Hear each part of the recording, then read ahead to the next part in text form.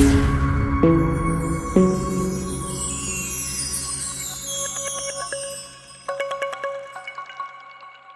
first thing we're gonna cover today is the subject of safety and security. And the reason why we want to cover this subject is because safety and security actually creates a mindset, and this mindset can be a growth mindset or a static and volatile mindset.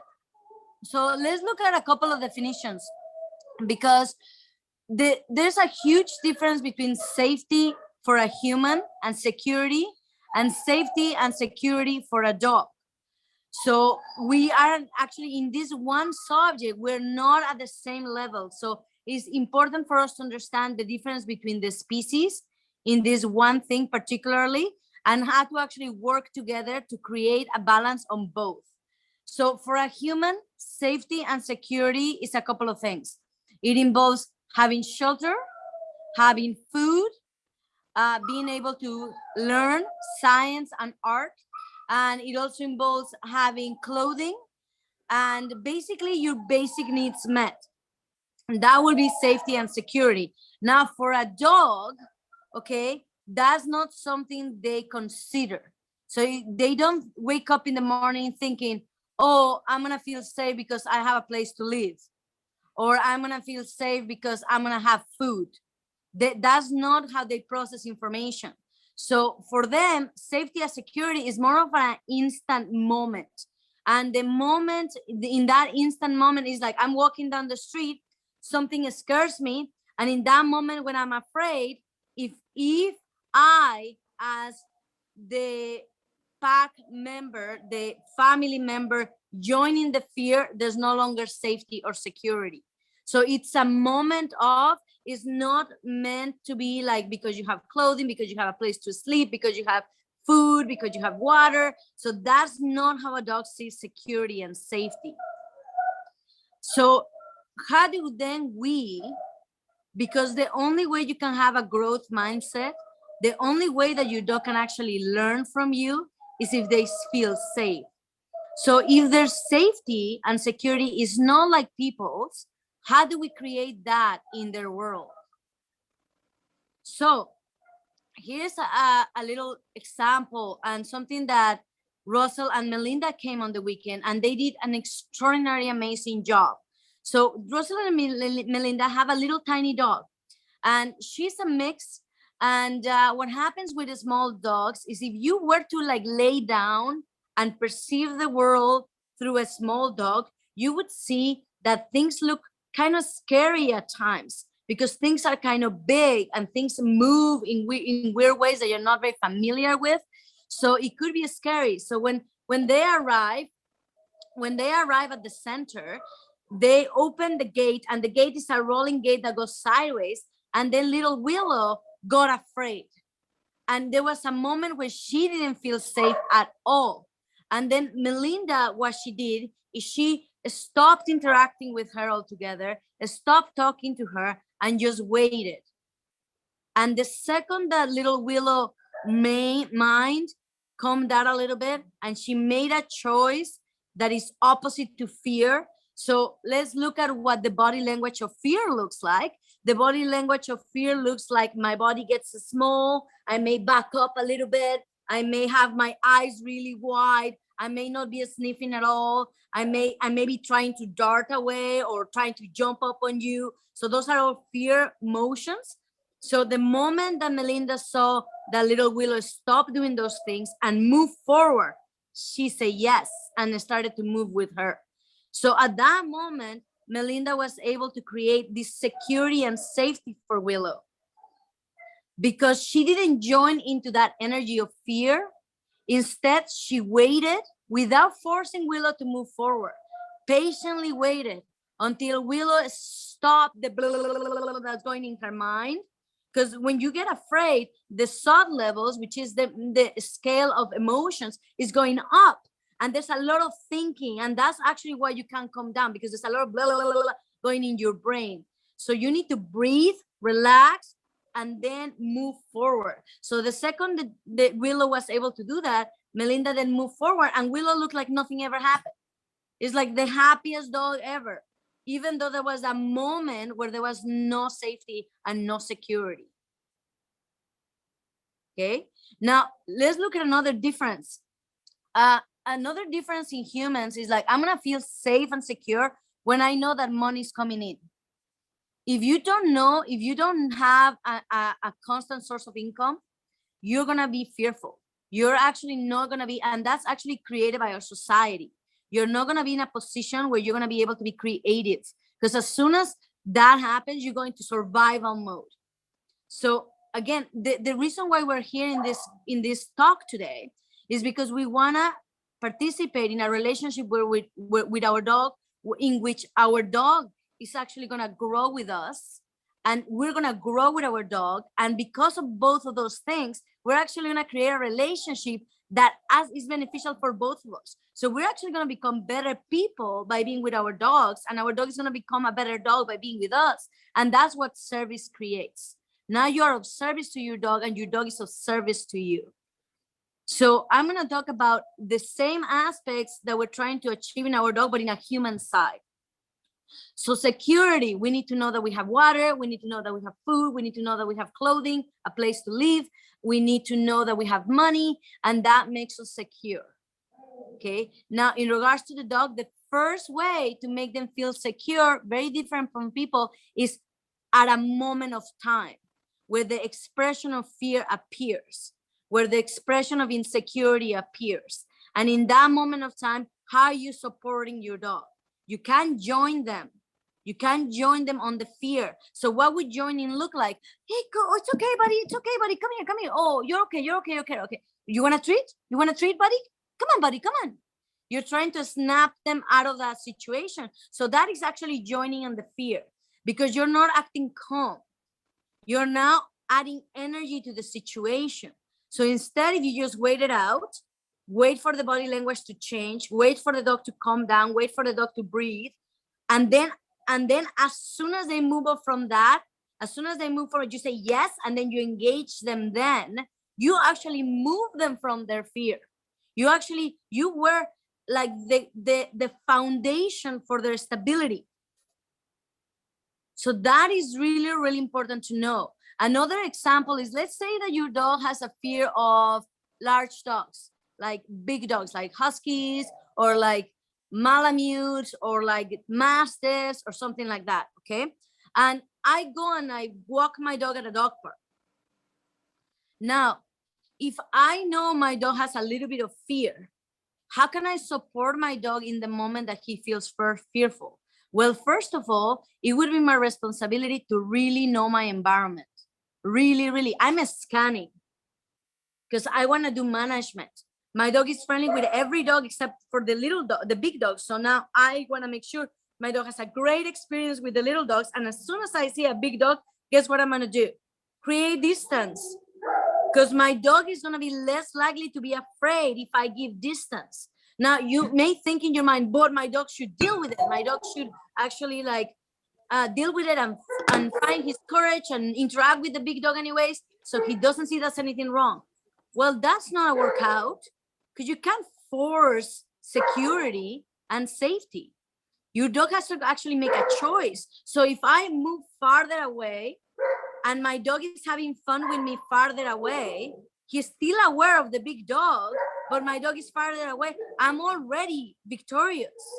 And as my dog progresses and I move closer and closer to the big dog, guess what? It's going to be so much easier, and my dog is going to actually be able to have a positive experience at the end. But I can't force my dog to have a positive experience, because security and safety cannot be forced. Did I lose you guys? Hold on, I got to plug in. My iPad just told me that I'm running out of battery. Mayday. Sorry about that, guys. It was a long day. I meant to charge my iPad. Okay. Are we good with this? Are we understanding? So the first way to create safety and security, and why we do want to create that? Because safety and security allows us to have a growth mindset where we can learn, process information, expand, take on more responsibility.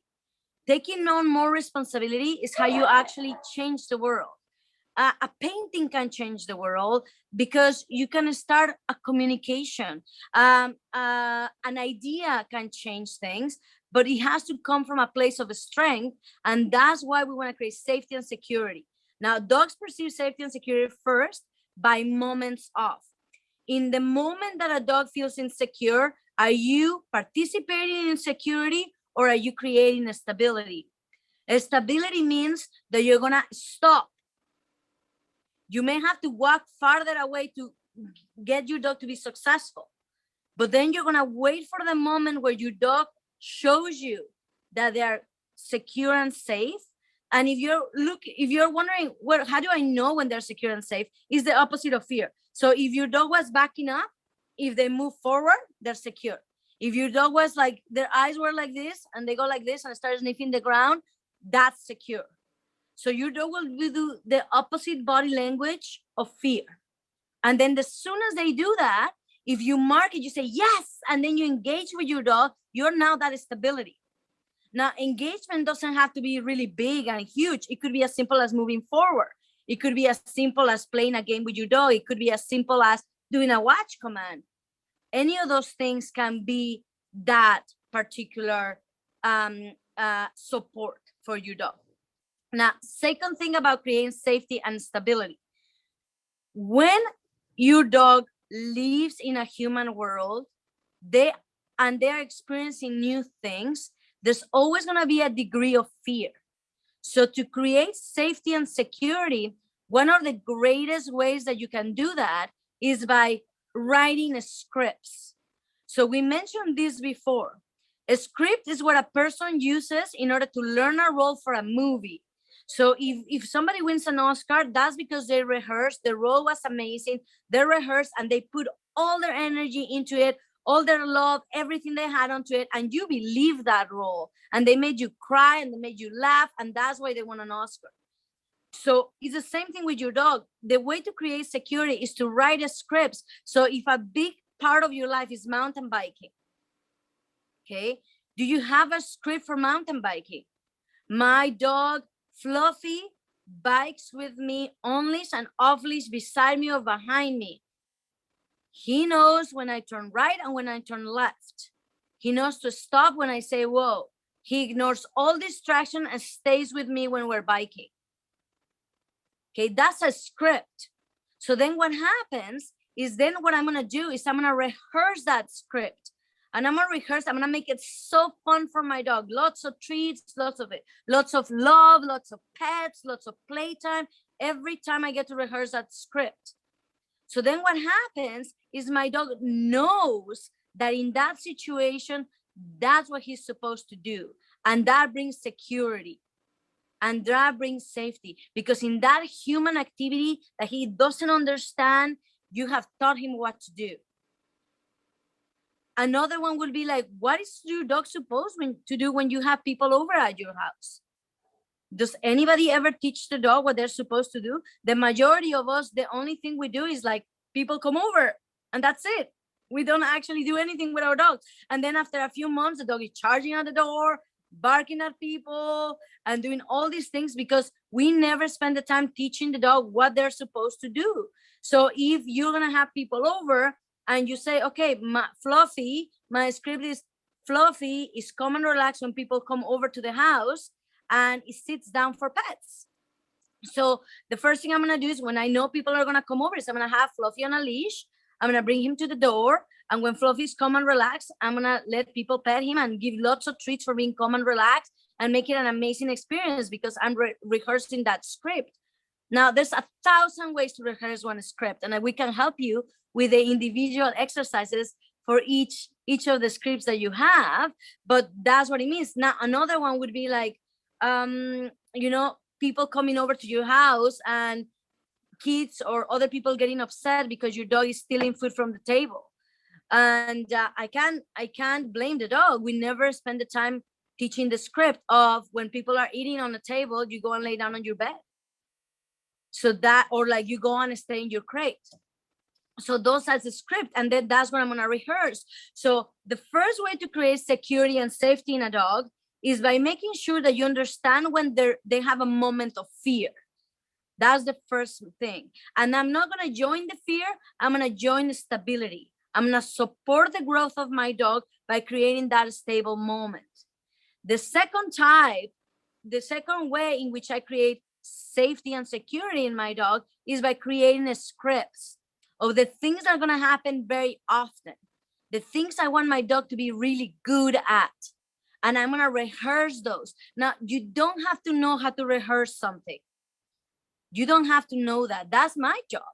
I can help you create games and fun ways, and you can rehearse different things. Now, what's going to happen is the more time that you guys spend with us, the more you're going to notice all these little tiny concepts that are actually multipliable. They're like exponential. And they also like replicate in not one area, but a lot of different areas. And as you get more familiar with the concept of psychology and behavior, the more you're going to be able to predict and come up with your own way to help your dog and have that super strong communication. So let's go back a little bit again. First, we need safety and security.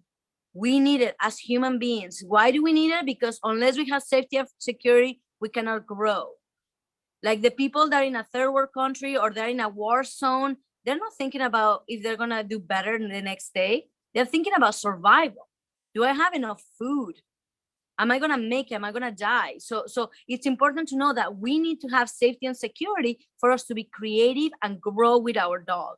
So we have to take responsibility to creating that for ourselves. So for example, if you work too much and you have a good amount of money, but you're not spending enough time for yourself, you don't feel fulfilled, you're not creating something, then there's something to look at, something to spend a little bit of time, something for yourself specifically, so you can give more and create more. That creates your safety and your security. If your mind is so troubled, you can't give, right? And your dog is going to be your mirror image. And this is why dogs are so magical, because they show you exactly what's wrong. And as when they're puppies, dogs are takers. They take everything. They're taking your time, taking your attention, you're giving. But as soon as they grow, it's going to go 10 times more towards you. Now they're going to give you, give, especially if you give them at the beginning, because they're going to be in that way.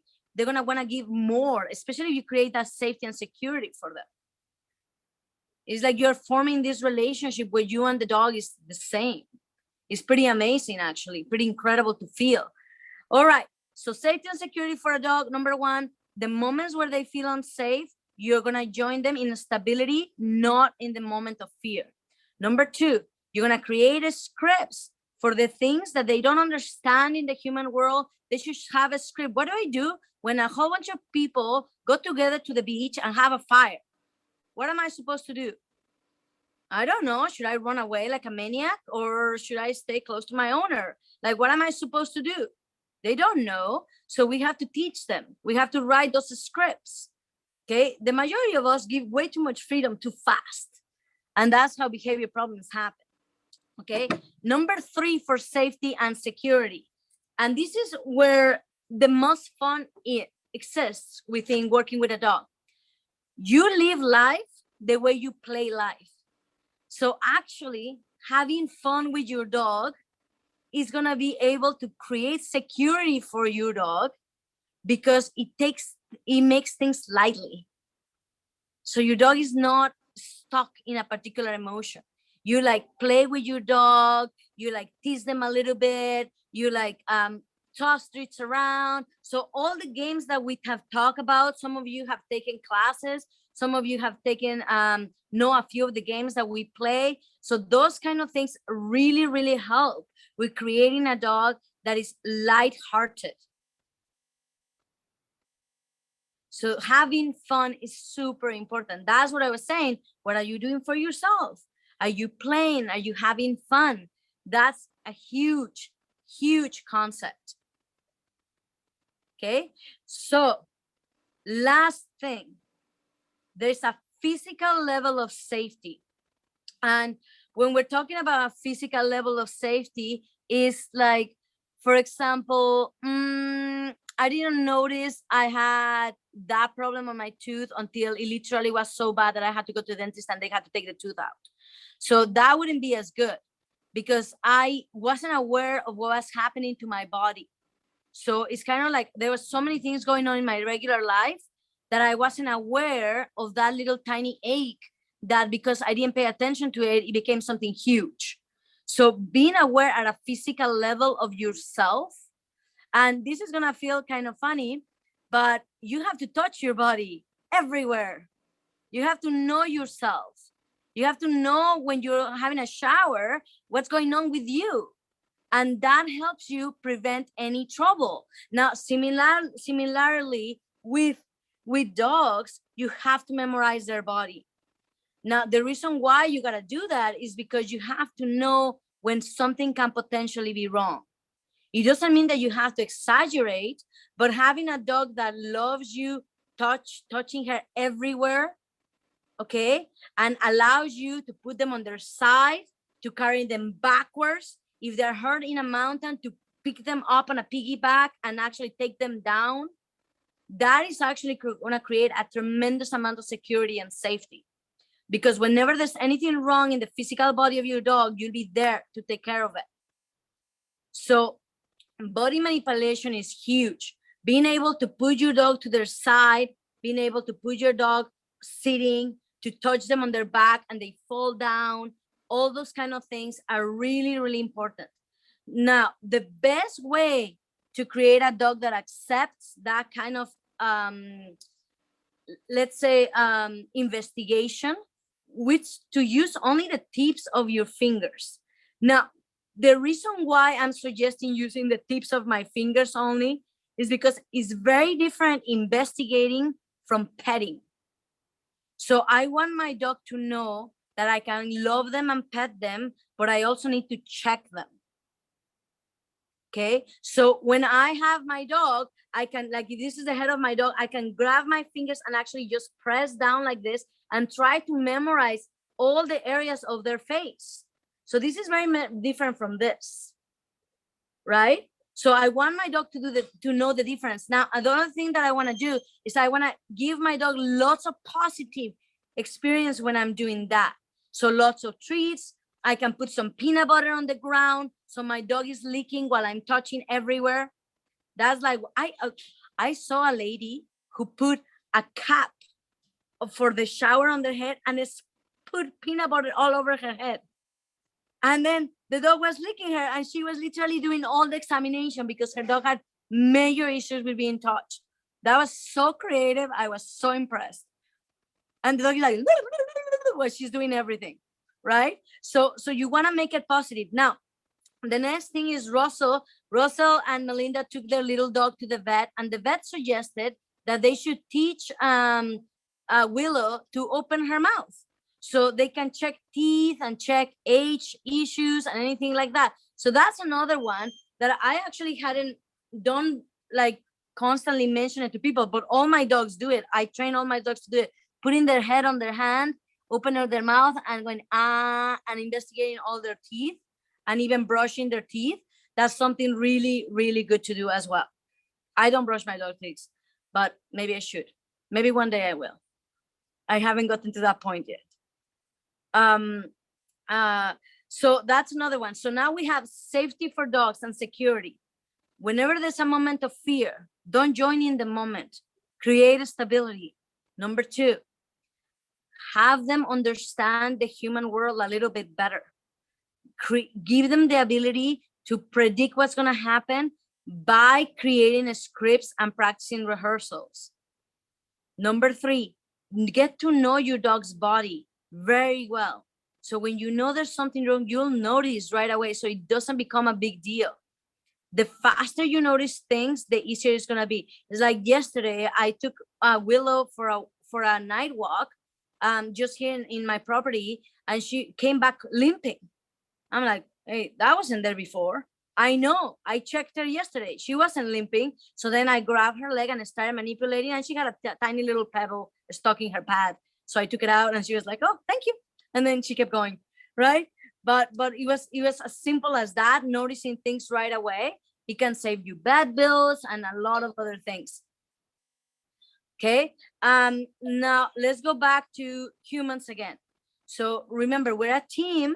So this is not only about working with your dog, but it's also about you growing and becoming a better you so you can give more. And you know, like with this COVID thing and everything, there's a tremendous degree of separation. But the truth is that dogs and people, were pack animals, and we really glow when we're together in a group. There will be no something, there's such a beauty on being a group of like-minded individuals that care for each other and they grow together and they help each other grow. That's just unbelievable. So for us to have safety and security, we have to have, first of all, our basic needs met: water, food, shelter, clothing, art and science. We have to have those things. Then we also have to have money, because unfortunately this world revolves about money. So if you don't have money, you automatically, whether you agree with it or not, it's like gravity. Okay, this is not about thinking about if it's true or not. If you don't have money, you go into survival mode, and it's harder to create. Okay, so money. Then the next thing is what I was talking to you about: having a group of people, having a support network where you can rely on. Like, for example, for you guys, we're a team. Would you need anything, you just have to text us. I mean, there'll be times where we're super fast and times when it takes a little bit longer, but we will get back to you. If it's something that you really need, we'll do it, right? And like, for example, today, a client call is like, oh my gosh, my dog is feeling sick, I don't know what to do. I'm like, okay, stop. What do you see? This is what my dog is doing, blah, blah, blah. What do you need? I'm like, you need to, let your dog rest. She's overtired. She's a puppy. She overdid herself. That's all. So then she rested, and in like 2 hours later, the puppy was back to normal. Like nothing happened. She had just run too much. Okay. And so we can help each other with knowledge. We can help each other with support. We can help each other with a listening ear, and also challenging us to grow and make sure that we're living our life based on something more than just day by day, something more like a principle. And what is a principle? Well, in this particular case, our principle is evolving the human dog relationship. So for us, we'll do whatever it takes to go towards that. And that involves you guys living longer, you guys feeling great about yourself, you guys feeling like you know what to do with your dog, that you feel confident and that you're able to support your dog, and then vice versa, that your dog can do the same because you provided an experience for your dog that is based on safety and security, and they know you're going to support them. So when I go to the dog park, and my dog is a little bit out of practice because I haven't taken him so much to dog parks lately, but when Senchin usually goes to a dog park and somebody growls at him, he comes and runs behind me. And that is the highest level of like trust. It's like, Mom, are you going to do something about it? I don't have to, you got to do it. So that's what I want. I want my dog to feel afraid and come to me. I want my dog to feel like any kind of high emotion and come to me for safety. That is like the most amazing thing that your dog can do. Whereas I have worked with some rescue dogs that they have never given the gift of security and safety, and something scary happens and they bolt. They're like, I am not trusting any human being ever. And so it takes time, but we can also convert that. We can definitely change that for sure. But it's going to take a little bit longer. And a lot of that is management. A lot of that is helping your dog, setting your dog up for success, setting your dog up with the scripts, making sure you're not participating in fear and all that kind of stuff. Yeah, and having fun.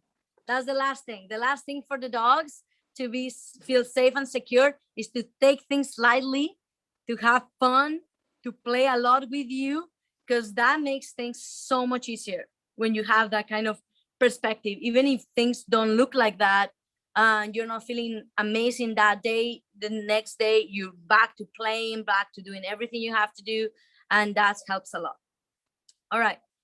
Does anybody have any question about safety and security? Does anybody experience a moment where your dog shows that they feel afraid or are not comfortable in an environment? Does anybody want some perspective on that? Like how to help your dog on that particular thing?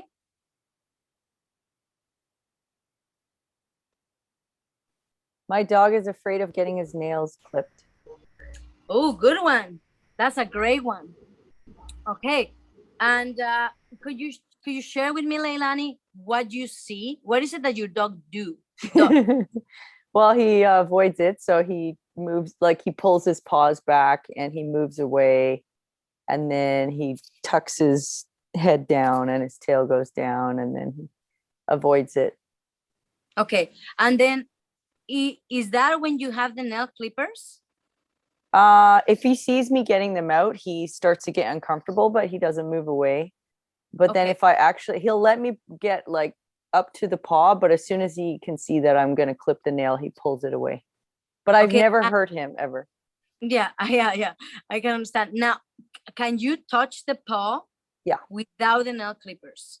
Mm-hmm. Can you hold the nails without the nail clippers? Yes. Can you pull on the nails without the nail clippers? Never tried. Okay, so one of the things that you gotta know is what is the opposite behavior of what you don't want? Sorry, I don't understand the question. Okay, so you said that when you approach him with the nail clippers and you grab the paw, he pulls away, right? Mm-hmm. Okay, what's the opposite of that? Holding his paw there for me. Okay, what else? Like, tell me everything about his body language. So what does he do with his head? It goes down. So what is the opposite of that? Up. Perfect. What else? Like positive body language, as in like head up, tail up. Very good, very good. So what we want to do is we actually wanna break down the experience to those things. A lot of the time we're in a rush to get something done, but it's actually a lot better to take the time to break it down. So for example, if he experiences walking away from the nail clippers because he's afraid, the opposite is walking towards the nail clippers. Mm-hmm. For the next week, the only way he eats is if you pull out the nail clippers, put on top of them, and then he goes towards the nail clippers and eats. Okay. Then I will say, good job. And then I grab the nail clippers, put them somewhere else, and then I put some treats on top of it or some food. And then he has to walk to the nail clippers and get the food. So now he's like, for the next week, I gotta go to those nail clippers. Oh my gosh, the nail clippers. Yoo-hoo, the nail clippers are out. Yay. So I'm experiencing, and I make it like a game. I'm like, ready, nail clippers. And and they go and and I'm doing that. So that's the first step. Mm-hmm. I want to go to the nail clippers. The next step is I go to the nail clippers and I shake a paw. Mm-hmm. And then I give him some treats. I haven't even grabbed the nail clippers yet. And then a good amount to shake a paw. A lot of people do the shake a paw just like this. But the reality is that when you're clipping a nail, you're going to have to turn the paw, right, to clip it. So you shaking a paw should be that motion and holding it for 6 seconds. 1, Mississippi 2, Mississippi 3, Mississippi 4, Mississippi 5, Mississippi, yes, treat, right? And then for the next week after that, I'm just holding paws, flipping them over, holding them in for different amount of time, and I'm having fun. And the dog knows, hey, here you go. Hey, how about this one? And how about this one? And my entire meal is like, we're going to play this game. We're going to chase the nail clippers and we're going to move our paw in weird ways. Okay. Now I don't cut the nails by having my dog stand up. I actually get my dog to lay on their side, and then I cut the nails while they're sideways snoring, basically. But I didn't start like that. I started by desensitizing all the movements, and then I taught side, and then it was like, go to the nail clippers and side, and then my mom is gonna crazily play with my paw, and I'm gonna fall asleep because this is so boring. Right. And then once I had that, I started touching the paw with the nail clippers and then rewarding for that. And then when my dog didn't care at all about the nail clippers, and only they didn't care at all, I ever put it on the nail. And then I did that without even cutting. And I continued doing that for like a week or so or more. And then after that, I cut one nail a day, one a day. And then you have to start again, because by the time you finish cutting them all, they grew. But then after that, now it's so easy. I go like nails, and my dog is like, okay, and right. But it's building that opposite, right? So with activities that are gonna create that opposite, like opposite feeling, opposite things. And I'm really saying, in order for you to survive, this is a new game we gotta play. So survival in the dog world can only be achieved through food. Okay. You cannot, like, if you were to live on a cardboard box outside in the pouring rain, your dog probably be happy living with you in a cardboard box in the pouring rain. They couldn't care less if you had a house or not a house. But if they don't have food, the survival mode kicks in, right? And now they're like, okay, what do I have to do to survive? And that's when they stop growing. But if you take over that provision of food, and you say them, hey, there is plenty of food, you just have to work. Now they go from survival to growth, right? And that's kind of what you want to do. You want to use, that's why I encourage people not to feed their dogs from a bowl. And not every day. Like, there's days where I have no time. Like today, I was so busy. There was no time for me to actually like play with my dog or like train my dog. So I trained today 14 dogs on recall today. I had to come. So it was a busy day. So I didn't have time for my dog. So I fed my dog from a bowl. He was a little bored. He's like, oh, fine, if I must, I'll eat it. But he much rather play with me. But that was what had to be done today. Okay, so it doesn't have to be every day that you play games, every day you use the food. But when you can, I mean, if you only have one dog, that should be okay. You should be able to have a couple of those per week for sure. Okay, does anybody else have a moment where the dog shows fear that you need assistance with? Avery. Yeah, Maui is scared of big dogs. Yeah, so I actually, when you were away, I worked a lot with him, and he definitely a lot different than the last time he stayed with us. He was definitely more aware of the big dogs. So I did spend quite a long time working him outside places where there were big dogs, and he succeeded very well. Okay. I also found him was not motivated by food. Yeah, he's not. So I ended up really cheating, and I have this game that I'm gonna be teaching you on Wednesday when you come to class, or Tuesday. I can't remember which day. That was especially designed for him. And unfortunately, I did have to use some tripe, but that was the only thing I can get for him to be like excited about working. Yeah. And he worked like a charm. He was so good.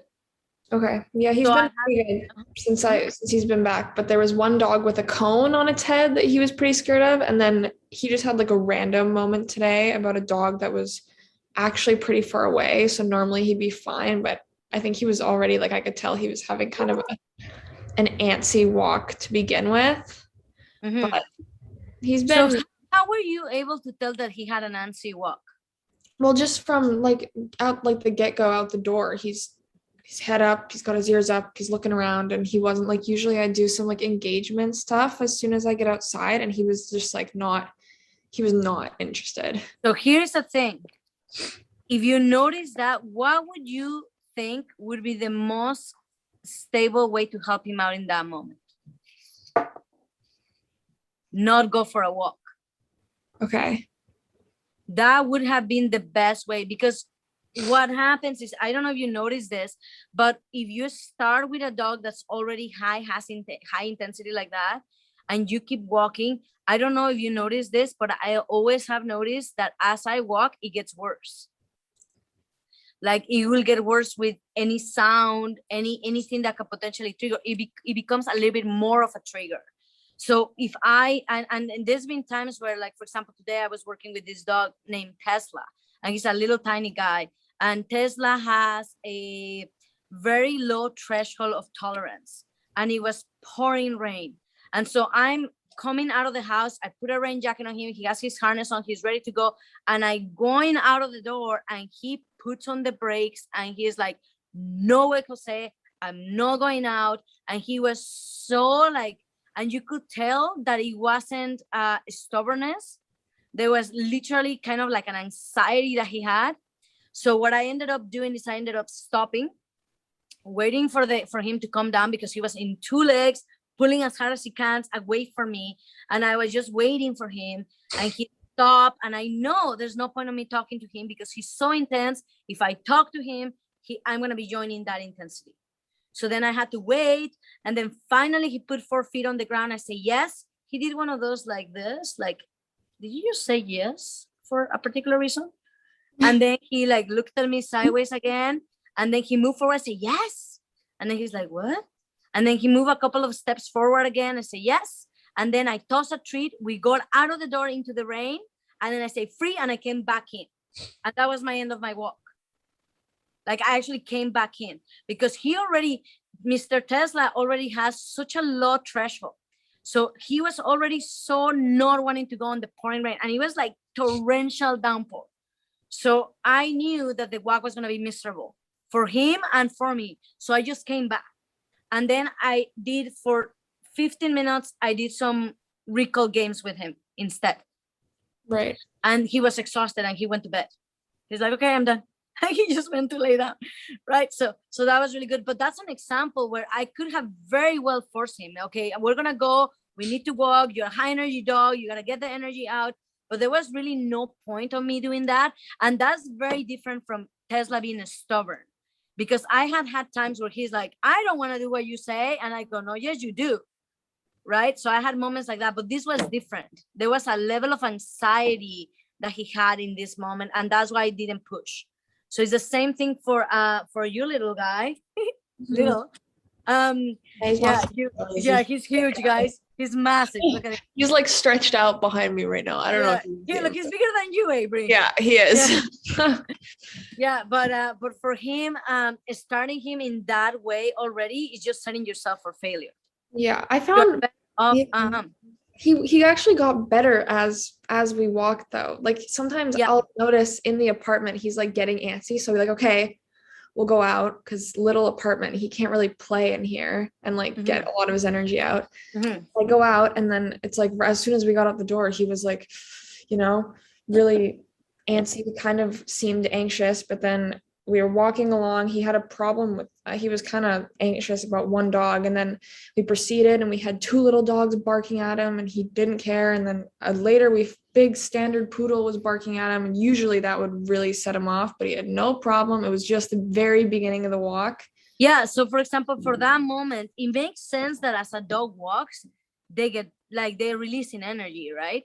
But I'm not saying that you don't have to walk for a walk altogether. What I'm saying is that you come back in, okay, and then you go back out.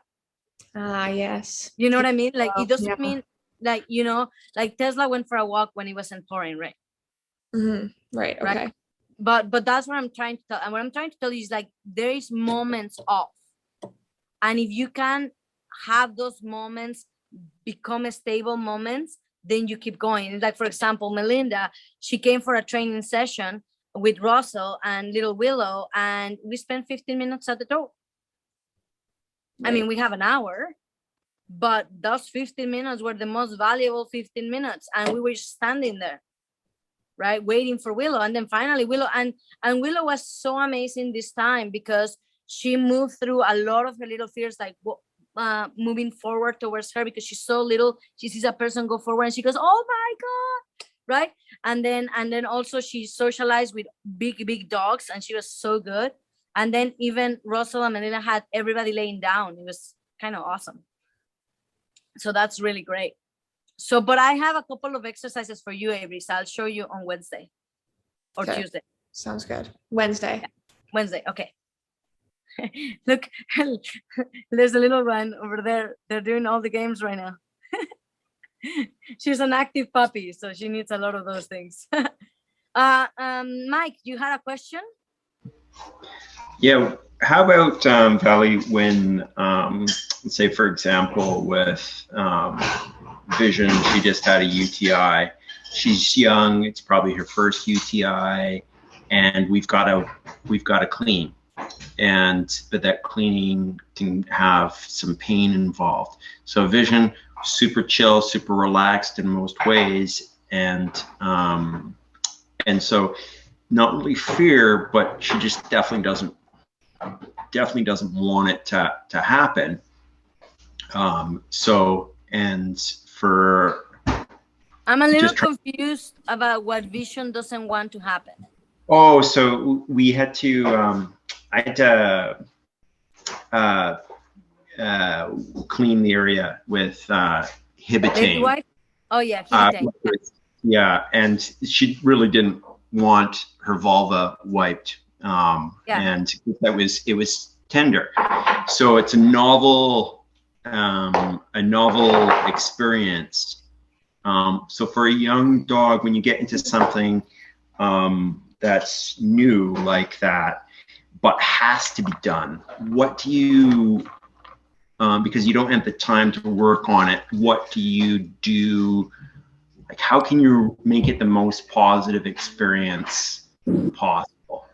The best way to get a dog to allow you to do something like that would be to make sure that the dog is, especially when you don't have a choice and it has to be done, and it can be, you can't take forever, like you just have to clean it. I would do it while she's standing, and I would have a licky mat or a container basically with something that she can lick. Okay. Licking is very pacifying. So a licky mat is a bowl, like a plate, and it has these hard little dots that are pressure points. So when a dog licks, it touches the tongue, and the tongue is basically a map to the body. So it actually creates a little bit of acupressure, and it allows the dog to relax. So there are really great licky mats, and there are really terrible ones. So I always like the ones that have the harder little bumps, so the dog feels it more. And then what I do is I get really creative. I do like peanut butter, cream cheese, blueberry, vanilla ice cream, and I just smear it on it, and Can I I put have it down. some? Huh? Can I have some? Yeah, I know, we can eat it too. So, and I mix it, and I smear it, and I put it in the freezer, and then I pull it out, and then I put it on the ground, and the dog is licking it, and I quickly, gently wipe them down while they're licking that. And so that will be the best way to have something done like that. If I have an emergency where I have to cut the nails of a dog, and literally like it's emergency because they are so bad, or they're hurting the dog, or like they're changing the physiology of the dog because they're so long, I put the dog on a sling. So the sling is like a hammock. It has holes for the legs, and you put the dog's whole legs in that, and I hang them off the roof, and they're hanging, so they can't do anything. And then I cut all the nails. And again, that's not really teaching the dog to be tolerant, but it's just, I have to get it done. Like, the dog's welfare is at stake. So there's like ways to deal with things like that. But I would, now that she doesn't have that, I will really make it a point that she thinks it's positive that I touch her there. And the best way to do that is you grab that same peanut butter, and you grab that same whipped cream, or like cream cheese, and you show it to her nose, and then you bring your hand towards her, like her privates, and you smear it on her privates. And then she goes, what are you doing? And then she goes and licks, and she's like, oh, this is awesome. You touched me, and it was like magic. Delicious. And then she now learns to clean herself. One of the challenges with female dogs is that sometimes female dogs won't lick themselves in that area, so they're not maintaining themselves clean, and that happens. Sometimes they forget about it, sometimes they're just distracted because they're young dogs. So if you encourage them to lick there, and just around, you just put a little bit of peanut butter, a little bit of that encourages them to be cleaner. And it also teaches them that you touching is a positive thing, because it ends up with them participating in the experience with you. So then you can actually clean at the same time she's licking, or even pretend, and now she has like such a blast. And just offshoot of that, do you have any recommendations? Is just normal baby wipes or something for circumstances like that, or is there a better way? I use I dilute apple cider vinegar and warm water, and I don't put it like deep in her area or anything like that. It's just around it to clean all bacteria. And I use a towel, dip it on the towel, warm water, apple cider vinegar, shake it, dip a towel in that area. She's not really happy with your suggestion. Yeah. Vision, where are you playing Vision, Ante? Vision, hi baby. She's so huge. Oh my gosh. She's grown a lot. It happens so fast. Yeah, so that's a okay. Does anybody want to share something or have a question about something that is not about security? It doesn't matter. We're here to help each other up. Anybody? Ours is a little bit about security. I think it's our pup does not like bath time. Really hates it. She would like peanut butter, any kind of treats. She's just like, no, like nothing. So what are you doing? We started like just trying to go in the bathtub without water, and then like shallow water with with her like having a peanut butter thing. But she's just something about in the tub. We tried sitting in the tub with her, sitting in the tub with her with water, sitting in the tub without water. She just doesn't, I think like got it wrong once, and now she just like hates the tub. Hey, Valerie, can I throw one thing in? Yeah. Put a towel at the bottom. Yeah. Hold on a second, you guys.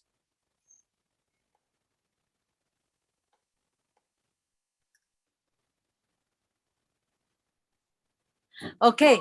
So yeah, so there's a couple of things. Just like who said the towel thing? Thank you. There's the Russell, thank you. You need a towel, but not only at the bottom, but you need something that the doggy has a grip with. Because the majority of the time, the reason why they don't want to get in is because it is so dangerous for them to step on something that's slippery. And that's actually instinct kicking in. There's no way I'm going in. So the second thing is that you gotta lower your expectations a little bit. So you go and sit on the bathtub and you get in the bathtub and close the door of the bathroom, like carry her in the bathroom, close the door of the bathroom, and then you sit on the bathtub. And whenever she perks her head, give her a treat, just putting her nose in the bathtub. Like the majority of the time, we're moving too fast, especially when we're talking about a puppy. A puppy needs a lot of security, a lot more than an adult dog. So I would take it a little bit slower. Like, don't give her a bath until you can master this. So then once she gets her nose comfortable in the bathtub, and again, all my priority will be like, all your food is going to be done this way. I'm not going to play any other games. That's the only thing I'm going to focus on. So she can understand that this is the new thing that she's supposed to do. Okay. And then once she gets comfortable her head and she's not fighting that anymore. And again, I put like a blanket or a towel all over the edge of the bathtub. So she can put her paws and she can do that. Is I start asking for a little bit more and a little bit more. And I may sit on the bathtub for a while and get her to come in and come out and do that kind of stuff. But I can show you, Leanne, and you guys, I can show you how to do that next time you come. Like, we'll do it in the bathtub. I'll show you. Okay. So you know how to do it. Okay, sweet. Yeah, that sounds great. Thanks. Yeah, for sure. Okay, Kim, do you have a question? I have a quick question. So, Mr. Pluto down here, it's a bit of a weird one. Like, sometimes we walk on a lot of quiet trails, and often they're like, you know, logging roads or whatever. And sometimes when there's a slow moving car that comes up, he is just like, who's that? I wanna see who that is. And he tries to look in, and as you can move as far away as possible. And he'll do it sometimes on some road. She'll be walking along and he just doesn't like this car that's gone past, and he'll go for the car, or he'll try try to bite the car. He just lunges towards it. Yeah. He won't try to bite it, but he'll lunge to the end of his leash and be like growling. Yeah, and it's like herding instinct. Yeah, it's Yeah. not like every car, it's just like the odd one. And he's very good at giving you those signals like most of the time because his tail curls up or his ears go up. So you see it. So you're ready, but he still does it. And I'm like, what are you doing? You know? Yeah. And for that particular case, quick question: how is he when you walk him in a busy street? Not as bad. It's more when there's just one car on a small road. Yeah. Especially because we live right on like a tourist trail. So often you have people coming past really slow, and sometimes they're winding down the window and they're asking you where this trail is. So that he's got a little bit better, but sometimes he's just like, no, don't like that car, don't like those people. That question is a little bit more complicated than what I have time for. Okay. I would love. Are you guys in Squamish? No, we're in Whistler. In Whistler, I'm coming to Whistler on Thursday. Oh. If you guys want to, we can meet up, and we can work on that. Okay. Yeah, that'd be good. So because I think that will be something that I can show you better. Yeah. Like in person. There's a couple of things that are going on right there that is not as simple as just like standing your ground and waiting for your dog to calm down. Yeah. There's actually a couple of things you have to do prior to that. Okay. So it will be better if we actually meet and I can show you. So I'll contact you after this just to see if we can do that, or send me a text. Okay. And then we can do that. Okay. And then one more thing about that particular thing. Whenever that behavior happens, is not by itself. So what that means is that you will basically, there's somewhere in your home or somewhere else that's happening, because that's actually a result of something else. So what I would like you to do is, for the next couple of days, just analyze what area of your life do you see any similarities. It could be as easy as throwing a ball. But look at the similar, because there's somewhere else where that's happening, and that's why it's popping out. So so that's something to think about. Okay. Mm-hmm. Good. Yeah, for sure. All right, guys. So that's all the time we have today. I hope that this chat was useful. Just a reminder that we do have pack walks. Pack walks is when people come with their dogs and we walk together and we learn a lot and we have a blast. They're Mondays at 1 and Saturdays at, oh my gosh, hold on. Saturdays at 10 a.m. So we do need registration. If you want to come for one of those, just text us, let us know. And we will see you next time. Spread the word, guys. Thank you. Thank you, guys. Have a good night.